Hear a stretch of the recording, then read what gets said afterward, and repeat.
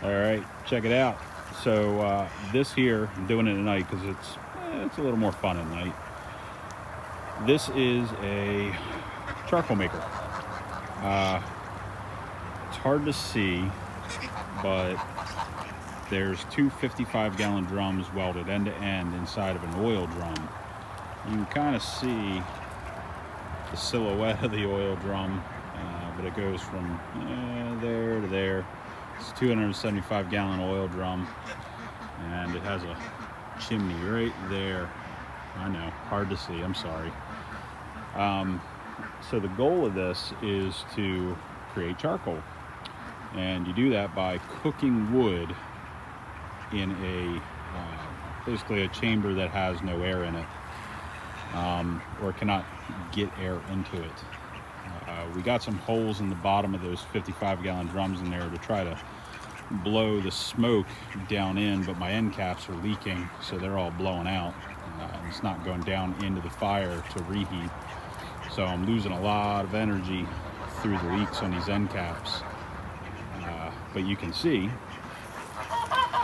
got doors on the end here, and the bottom is like a furnace. That's really what it needs to be. It needs to be really hot underneath of them to get enough heat into that wood. And these drums are loaded with, we got a whole pile of, okay, we got some ducks mating. This drum here is loaded with a whole bunch of red oak, and the underneath of it is loaded with a whole bunch of waste woods, so soft woods like pine and ash and stuff like that. I know ash isn't a softwood, but everybody wants red oak for their fireplaces. So the ash goes in there. And besides that, we got the emerald ash borer, and all our ash trees around us are dying, so there's an abundance of ash.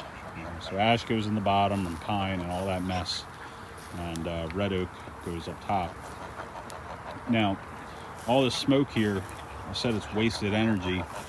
So I'll turn this on and lock it on and adjust it to just a little tiny flame. You know, kind of like a lighter, right? Now, if you watch, see that? All that gas that's escaping from the wood is flammable. So if I can redirect that down into the fire through them holes in the bottom of these barrels, that's energy that can be used to heat the wood itself. This is called wood gasification. And if you look up some of them crazy videos online, people actually can run engines off of this wood gas, because it's hydrogen and methane. But redirecting that will reheat or put more heat into that fire underneath there to get you a better burn, more energy, I guess. Now, the goal here is to create charcoal for a restaurant. You know, instead of him spending $20 for 20 pounds, I could probably get to him a little cheaper than that, and better quality. One of the things he complains about, set this down. One of the things he complains about is the brands like Royal Oak use construction waste to create charcoal, and a lot of times that construction waste includes a lot of softwood. So the thing he's complaining about is, before COVID, 2 to 3 years ago, his 20-pound bag could complete a whole cook cycle. Unfortunately, now it takes 2 to 3 bags to complete a whole cook cycle. So that's what happens when you go from hardwoods to mixed hardwood and softwood. So if I'm making him oak, straight oak, red oak and white oak, the cook cycles will last longer, and I can get it to him probably at the same price, which means he gets effectively more bang for his buck. I get some money in my pocket, and my wood supplier gets some money too for his cords of wood. And the other benefit, if we look at, I know, it again, hard to see, and I'm really sorry, I'll walk over to the light here. If we look at the wood, like this guy here, that one needs to be cooked again. Blow that over there. But if we look at some of the other chunks, we're talking almost, a lot of these chunks in here, a lot on the bottom, almost brick-sized pieces, where the bags of Royal Oak, you're getting crap like this.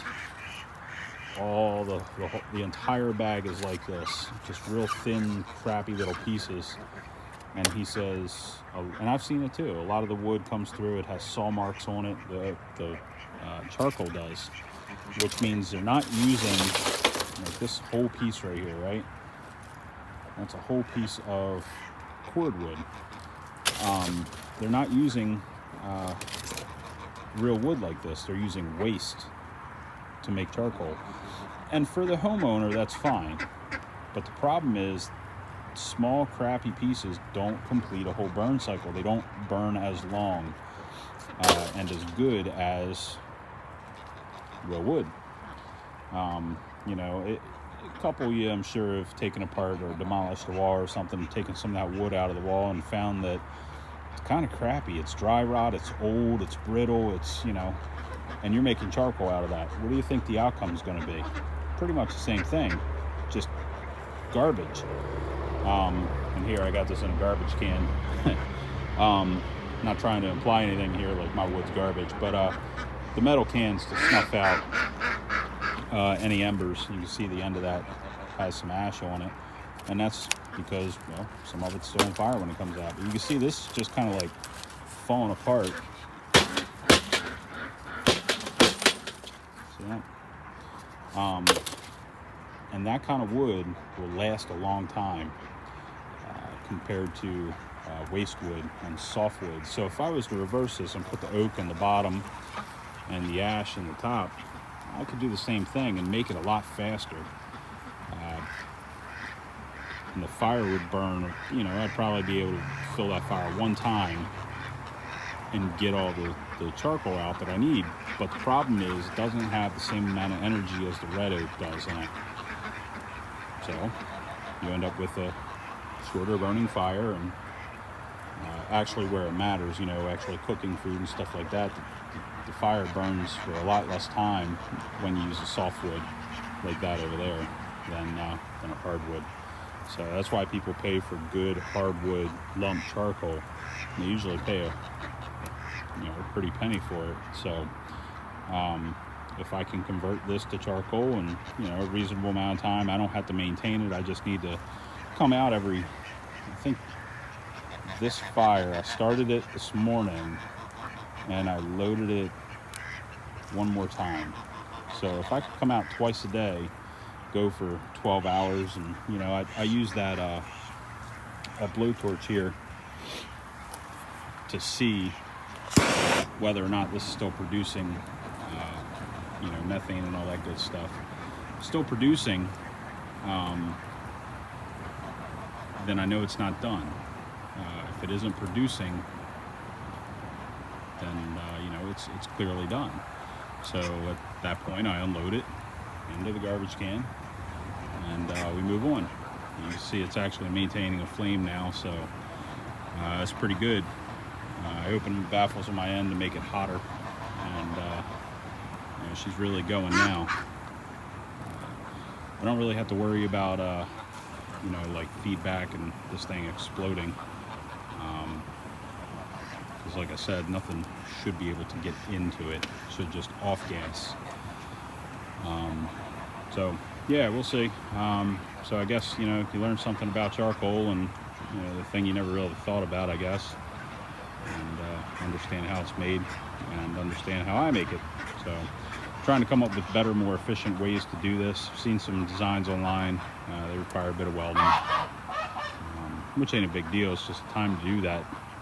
Obviously I gotta find it. Oh yeah, she's going now. But once I get those things designed and good stuff like that, I should be able to use less wood in the bottom there to make more wood up top, but we'll see. So anyway, see you later, and have a good day.